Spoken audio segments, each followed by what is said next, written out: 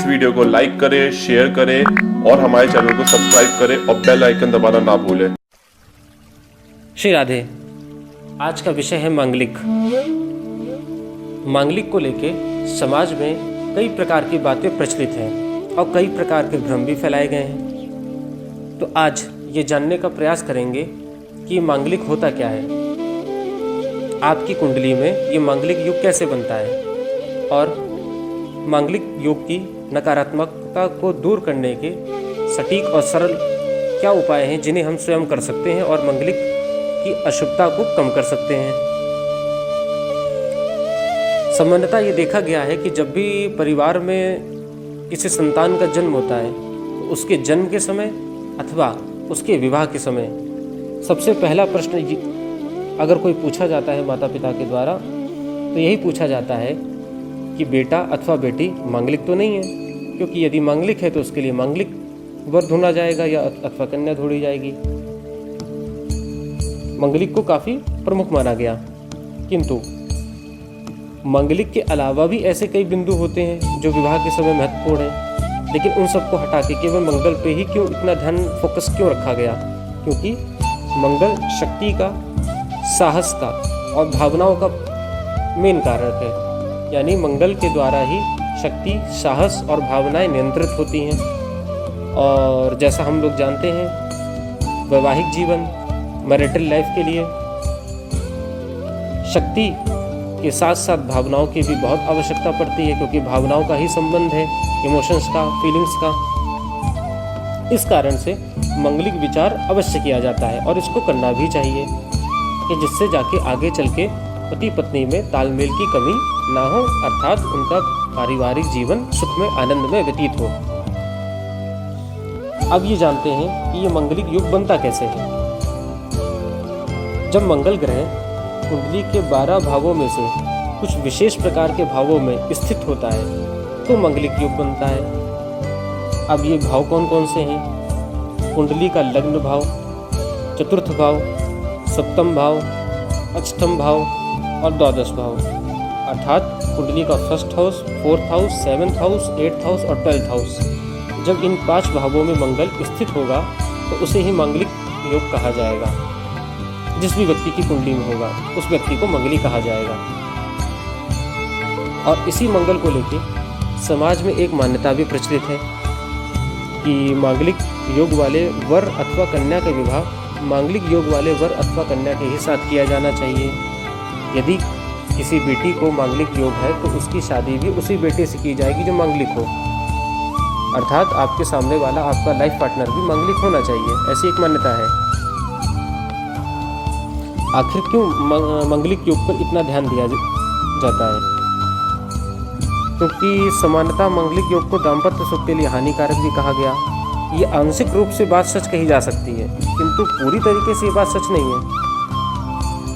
किसी व्यक्ति को दाम्पत्य सुख मिलेगा अथवा नहीं मिलेगा, वैवाहिक जीवन अच्छा होगा नहीं होगा, इसके लिए केवल मंगल को जिम्मेदार नहीं कहा जा सकता है। मंगल के अलावा भी कुंडली में ऐसे कई बिंदु, ऐसे कई ग्रह होते हैं जो वैवाहिक सुख, दाम्पत्य सुख के लिए जिम्मेदार होते हैं।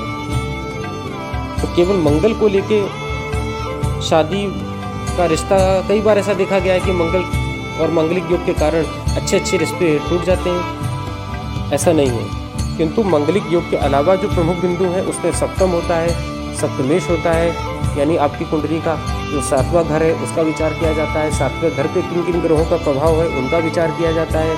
7वें घर का जो स्वामी है उसकी क्या स्थिति है, और भी कई बिंदु होते हैं। इन सब का विचार करके ये डिसीजन लिया जाता है कि आपको दाम्पत्य सुख प्राप्त होगा अथवा नहीं। जिस भी कन्या अथवा वर का, अर्थात जब भी बेटे अथवा बेटी में किसी का भी अगर कोई मांगलिक है तो उसके माता पिता के लिए उसका विवाह करना एक कठिन कार्य सिद्ध होता है। मानो मांगलिक होना ही उनके लिए एक मुसीबत बन गया हो। वास्तव में ऐसा नहीं है, क्योंकि मांगलिक दोष के कई प्रकार के परिहार भी होते हैं। जैसे मंगल अस्त हो गया हो तो मांगलिक दोष बहुत ज़्यादा आपके ऊपर प्रभाव नहीं देगा। मंगल के ऊपर बृहस्पति का प्रभाव हो तो भी मांगलिक दोष की अशुभता कम हो जाती है। मंगल शुक्र के प्रभाव में हो तो भी मंगल दोष की अशुभता कम हो जाती है। और यदि बेसिकली कहा जाए तो लग्न का और अष्टम का मंगल ज़्यादा हानिकारक होता है, जिसमें से कुंडली के 8th हाउस में सिचुएटेड जो आपका मंगल होगा वो ज़्यादा हानिकारक देखा गया है। वनस्पत चतुर्थ का, सप्तम का और द्वादश का। और मंगल केवल वैवाहिक जीवन के लिए कारक नहीं है, कुंडली के अन्य भावों में जहाँ जहाँ वो बैठा होगा, जिन भावों को वो स्वामी होगा, वो सब उसके कारक में आएंगे और वैसा ही मंगल आपको प्रभाव देगा। यदि कुछ परिस्थितियों को छोड़ दिया जाए तो मंगल ज़्यादातर मामलों में अशुभ प्रभाव नहीं देता है अथवा कम देता है। कुछ ऐसी सिचुएशंस होती हैं, कुछ ऐसी कंडीशंस होती हैं जिसमें मंगल अशुभ देखा गया है, लेकिन ज़्यादातर मामलों में ये अशुभ प्रभाव नहीं देता है अथवा कम देगा। और इसके बेहद आसान उपाय होंगे और उनको करने से मंगल दोष की अशुभता में हम कमी ला सकते हैं। कुल मिला के कहने का तात्पर्य यही है कि मंगल भी एक प्रकार का ज्योतिष का ही एक योग है। इससे बिल्कुल भी डरने की आवश्यकता नहीं है, क्योंकि जब डरते हैं तो हम किसी आडंबर में अथवा पाखंड में पड़ते हैं। इसीलिए इससे डरिएगा बिल्कुल नहीं और इसके सिंपल सरल उपाय हैं वो करिएगा। पहला उपाय, सात्विक आहार ही ग्रहण करें। दूसरा, मंगल के मंत्रों का रोज जाप करें। तीसरा, जितना हो सके कम से कम लाल रंग का प्रयोग किया करें। और चौथा, प्रत्येक मंगलवार के दिन हनुमान जी के मंदिर में जाके हनुमान जी को लाल फूल अर्पित करें और दीपक जला के हनुमान जी के किसी मंत्र का अथवा किसी स्तुति का वहीं पे बैठ के पाठ करें और हनुमान जी से प्रार्थना करें। इन उपायों को करने से मंगल दोष की अशुभता कम हो जाएगी। श्री राधे। इस वीडियो को लाइक करें, शेयर करें और हमारे चैनल को सब्सक्राइब करें और बेल आइकन दबाना ना भूलें।